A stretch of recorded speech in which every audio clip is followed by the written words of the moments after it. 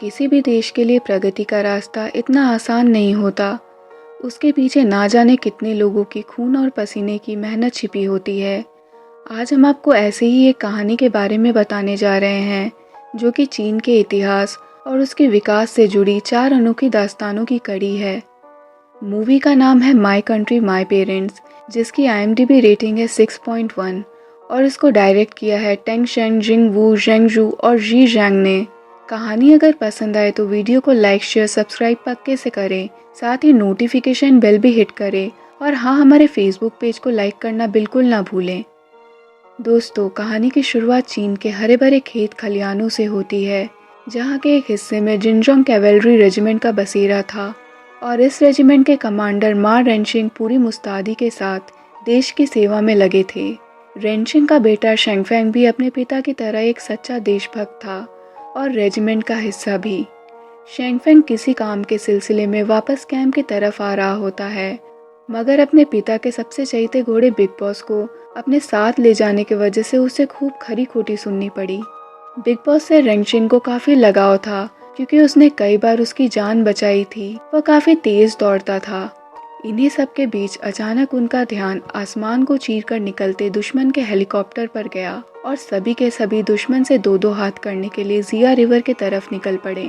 दोस्तों, वैसे तो जंग से किसी का भी भला नहीं होता, मगर जब बात देश की सुरक्षा की हो तो मजबूरी में हथियार उठाना ही पड़ता है। रास्ते में रेजिमेंट को एक सुनसान गांव दिखाई दिया, जो कि पूरी तरह से उजड़ चुका था। लेकिन यहाँ के हालात देखकर रेनशिंग को ऐसा लगा मानो किसी ने गांव के लोगों पर हमला किया हो। रेनशिंग और उसकी आर्मी गांव को घेर लेती है, ये सोचकर कि दुश्मन अभी भी वहां मौजूद होंगे। मगर तभी वहां एक गर्भवती महिला बंदूक की नोक पर शेंगफेंग पर हमला कर देती है। खुशकिस्मती से गोली शेंगफेंग को छू कर निकल जाती है और उसकी जान पर कोई आंच नहीं आती। लगता है शेंगफेंग का दिन अच्छा था। थोड़ी बहुत पूछताछ में ये मालूम पड़ा कि इस महिला का नाम दाशुंजी है और इसका पति शाओ शुनशैंग एक सैनिक था। उसी ने दाशुंजी को ये बंदूक दी थी, जिसके भरोसे वो गांव के 52 लोगों की सुरक्षा कर रही थी। मित्रों, दाशुंजी गर्भवती थी और जल्दी वह माँ भी बनने वाली थी। साथ ही साथ जापानी सेना किसी भी वक्त गांव में धावा बोल सकती थी। ऐसी स्थिति में इन बेचारे लोगों को अकेला छोड़ना रेनशिंग को बिल्कुल भी सही नहीं लगा। आखिर ऐसा होना भी चाहिए, क्योंकि एक सैनिक का यह कर्तव्य होता है कि वो अपने जान से पहले अपने देश के लोगों की जान बचाए, और रेनशिंग शायद अपना यही धर्म निभा रहा था। उसने पूरे गांव वालों को अपने साथ ले जाने का फैसला किया। वहीं दूसरी तरफ रेनशिंग के सबसे भरोसेमंद साथी हुआंग रुई और वांग रेजिमेंट की तीसरी कंपनी को इकट्ठा करने के लिए निकल गए। दाशुंजी अपने साथ एक अनाथ बच्चे शानकुई की जिम्मेदारी लेकर बिग बॉस पर सवार हो बाकी बटालियन के साथ निकल पड़ी। परंतु बदकिस्मती से रास्ते में जापानी सेना हवाई हमला कर देती है, जिसमें रेजिमेंट के कई बहादुर सैनिक शहीद हो गए। सभी लोगों को छुपते छुपाते रात हो आई। वो अभी तक जापानी हवाई हमले के सदमे से बाहर नहीं निकल पाए थे, क्योंकि इस चंद घंटे के हमले में सभी ने अपने किसी न किसी करीबी को खो दिया। वो लोग जो कुछ देर पहले उनके साथ अपना दुख सुख बांट रहे थे, वो आज उनके साथ नहीं रहे। वहीं रेनशिंग को इस चीज की भी फिक्र थी कि वह नदी के करीब आ चुके हैं, परंतु उनके बाकी साथियों का कोई अता पता नहीं। ऐसे में शेंगफेंग 3 अन्य साथियों के साथ उनको ढूंढने के लिए अपने पिता से आज्ञा लेता है और कहता है कि वो अपने साथ ट्रांसमीटर भी लेकर जाएगा, ताकि रणभूमि के चप्पे चप्पे की खबर के साथ साथ अगर तीसरी कंपनी उनके पास पहुंच जाती है तो वो उसे फ्लेयर गन चलाकर इशारा करेंगे। रेनशिंग मन ही मन समझ चुका था ये कितना कठिन कार्य है और इसके लिए उन्हें सबसे तेज दौड़ने वाले घोड़े की जरूरत पड़ेगी। इसलिए उसने अपना सबसे प्रिय घोड़ा बिग बॉस अपने बेटे के हाथ थमाकर उसे नम आंखों से विदा कर दिया। प्रातःकाल होने में अब ज्यादा देर नहीं बची। रात का अंधेरा धीरे धीरे छटने की कगार पर था। जापानी सेना लाखों की संख्या में आगे बढ़ रही है और वो रेनशिंग के साथ साथ गांव वालों के लिए भी एक खतरे की घंटी थी। रेनशिंग अच्छे से जानता था कि वह इतनी बड़ी सेना के सामने चंद सेकंड भी नहीं टिक पाएगा, इसलिए अपने लोगों को बचाने के खातिर आज उसे बलिदान देना पड़ेगा। और वो कुर्बानी थी उसके बेटे के साथ साथ अन्य 3 लोगों की। जी हाँ, ट्रांसमीटर के जरिए रेनशिंग अपने बेटे को फ्लेयर गन से ये इशारा करवा देता है कि उसके पास 3rd कंपनी पहुंच चुकी है, ताकि फ्लेयर गन को देखकर जापानी सेना भ्रमित हो सके। और आखिरकार ऐसा होता भी है। जापानी सेना फ्लेयर गन को देखकर सतर्क हो गई और पीछे हटने लगी। ट्रांसमीटर से आ रहे मैसेज से उन्हें लगा कि हो ना हो रेजिमेंट अभी भी गांव में कहीं छुपी हुई है और वो सभी उन्हें मारने के लिए गांव की तरफ आगे बढ़ते हैं। लेकिन उस रास्ते पर तो शैंगफेंग और उसके बाकी 3 सैनिक थे। सुबह होती है और जापानी सेना का आमना सामना शैंगफेंग और उसके साथियों से होता है। ऐसा लग रहा था मानो गीदड़ों के झुंड में 4 शेर घेर लिए गए हों। वहीं नदी के किनारे रास्ता साफ होने पर सभी गांव वाले नदी के रास्ते सुरक्षित दूसरे ओर पहुंच जाते हैं। जापानी सेना समझ चुकी थी कि उनके साथ धोखा हुआ है। पूरी चाइनीज रेजिमेंट को पकड़ने के चक्कर में उनके हाथ सिर्फ 4 सैनिक ही लगे। जापानी सेना का कर्नल अपना गुस्सा मशीन गन से उन पर उतारता है और सभी के सभी वहीं पर देश के लिए शहीद हो जाते हैं। शैंगफेंग को भी काफी गोलियां लगती थी, मगर हमेशा की तरह रेनशिन का चेतक यानी बिग बॉस सबसे तेज भागते हुए अपने मालिक के पास उसके बेटे के शरीर के अंतिम दर्शन करवाता है। ये पल देखकर हर किसी के आंखों में आंसू आ जाए। आखिर एक पिता के लिए इससे बड़ा दुख क्या होगा कि उसके बेटे की लाश उसके सामने पड़ी हो, उसके बेटे के खून से उसके हाथ सने हों। शायद किसी पिता के लिए इससे दुख भरा दिन नहीं हो सकता। आखिरकार 2 महीने बाद वो दिन भी लौट आता है जब रेनशिंग को अपने बहादुर बेटे की जान का बदला लेने का मौका मिला।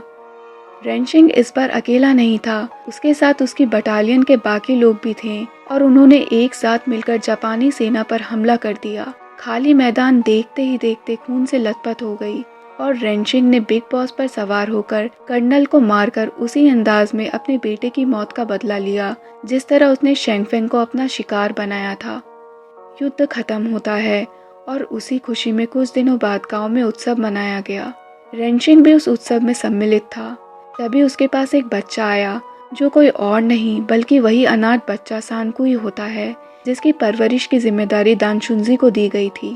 थोड़ी ही देर में दानशुंजी भी वहां पहुंची, जो कि अपने पति की ही तरह सेना का हिस्सा बन चुकी थी। उसके हाथ में उसका बच्चा था जिसका नाम उसने शैंगफेंग रखा था। बच्चे को अपनी गोद में लेकर रेनशिन को अपने बेटे शैंगफेंग की याद आ जाती है।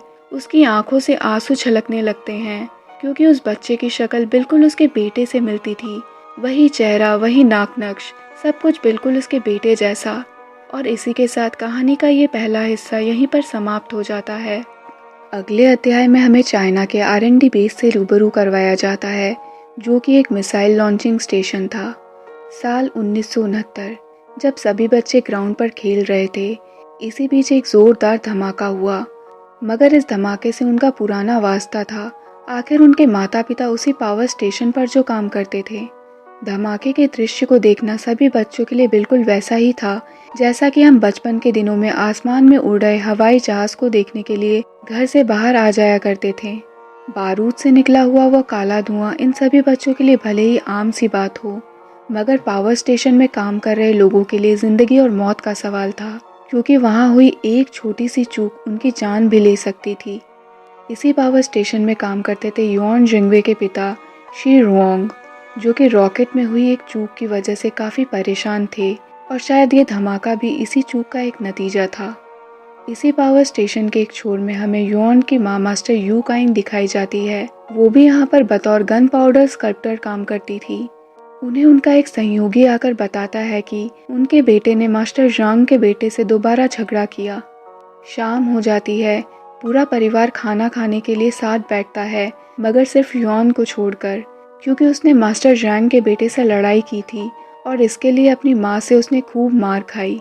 लेकिन एक पिता तो पिता होता है, वो कैसे अपने बेटे को भूखा सोने दे। शी रुओंग ने योन के पास जाकर कहा कि वो अपनी माँ को सॉरी बोलकर खाना खाने के लिए साथ चले, मगर वो इसके लिए तैयार नहीं हुआ, जिसके बाद दिखावे के तौर पर पिता शी रुओंग योन को मारने लगते हैं ताकि माँ मास्टर यू का दिल पिघल जाए और वो उसे माफ कर दे।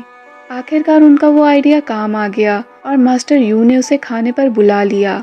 खाना खाने के दौरान अचानक बहन रेन सिनुओ हाथ खड़ा करके अपनी माँ से बोली कि उसको पता है कि उसके भाई ने लड़ाई क्यों की, लेकिन तभी युआन अपनी बहन को चुप करने के लिए उसके मुंह पर हाथ रख देता है। मगर माँ के हाथ हटाने के बाद सिनुओ कहती है कि भाई ने फोराइज से लड़ाई इसलिए की थी क्योंकि उसने भाई से कहा कि हमारे पापा पावर स्टेशन में विस्फोटक बनाते हैं और जो कोई विस्फोटक बनाता है वो भी उसी के साथ फट जाता है।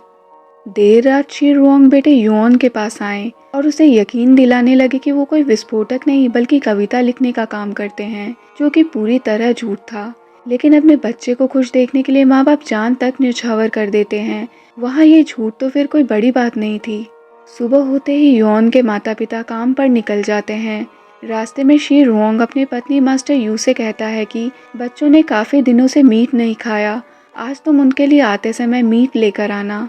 फिर वो उसे कुछ पैसे थमाकर और रात में लिखी गई अपनी पोएम वाली पर्ची देकर काम के लिए आगे निकल पड़ता है। मास्टर यू ने जब पर्ची खोला तो उनकी हंसी छूट गई, क्योंकि शी रुओंग ने कोई कविता लिखी ही नहीं थी। यहाँ तो बस उन्होंने एक शब्द लिखा था, पोएम। दोपहर हो जाती है और बच्चे ग्राउंड में खेल रहे थे कि तभी उन्हें एक बार और जोरदार धमाके की आवाज़ सुनाई दी। लेकिन ये धमाका हिला देने वाला था। ये ऐसा धमाका था जिससे चारों तरफ सन्नाटा पसर गया था।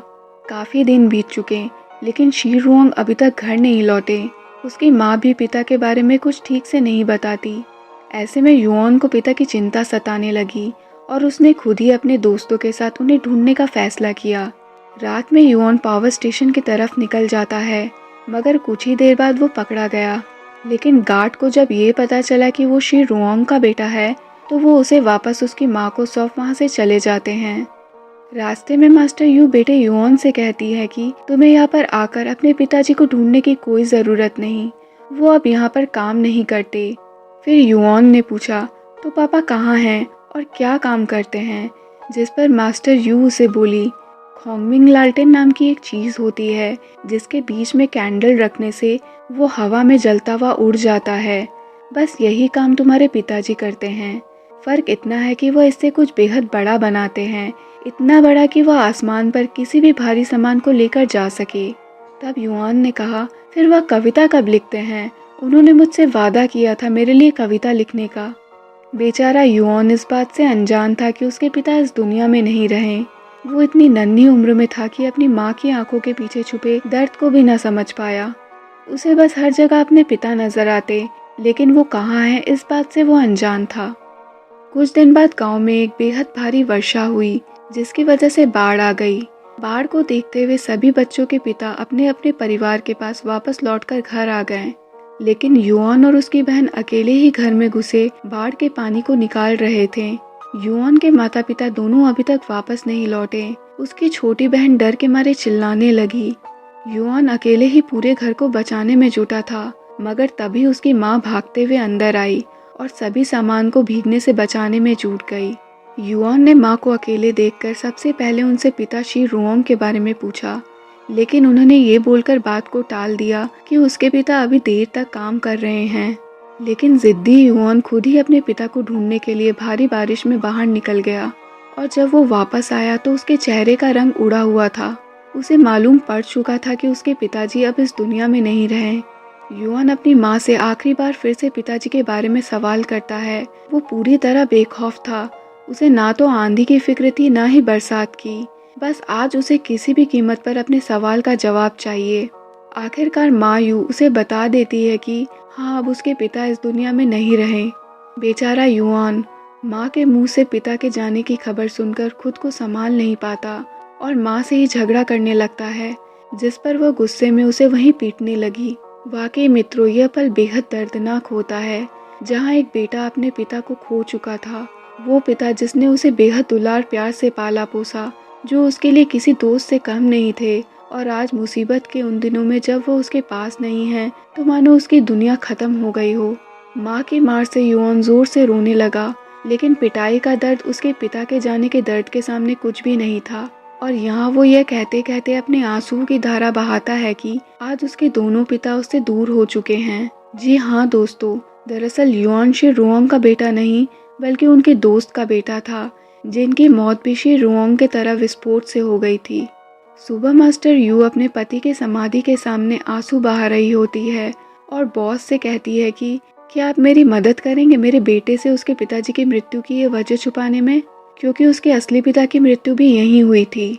बॉस बेहद नम आंखों से यू की बातों को सुनने के बाद यह आदेश देते हैं कि अब से कोई भी मर्द तब तक अपने घर नहीं जाएगा जब तक ये मिशन पूरा नहीं हो जाता।